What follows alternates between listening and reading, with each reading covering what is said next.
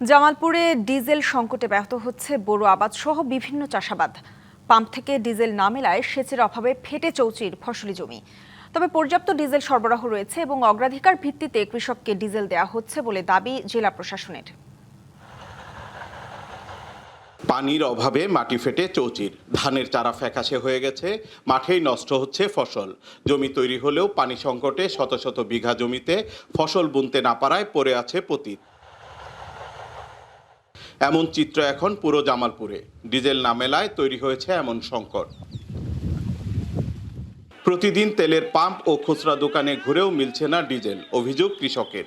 কৃষির আবাদ পানি ছাড়া হবে না, পানি লাগবেই, কিন্তু পানি দিবার গেলে লাগে তেল, তেল তো পাই না।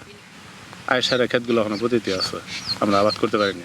গম খাত, পেরা খাত, তার ভুট্টা কিনা পানিতে আইতাছি না, তেল বেগেরে। এই অবস্থা চললে বোরো আবাদে বড় ধরনের ক্ষতির শঙ্কায় কৃষক। কমে যেতে পারে অন্য ফসলের উৎপাদনও। আশঙ্কা করা হচ্ছে খাদ্য ঘাটতির।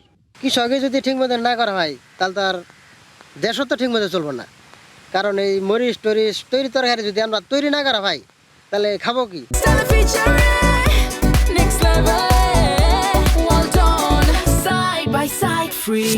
ডিজেলের জন্য জামালপুর শহরে কয়েকটি পাম্পের কাছে ঘুরছি, বিগত প্রায় 4 ঘন্টা অতিবাহিত হইল। এই একটা পাম্পের কাছে খোলা পাইলাম, কিন্তু তেল নাই। আমি ফিরত আসলাম 4 ঘন্টা পরে। আমার ক্ষেতের অবস্থা খুবই খারাপ।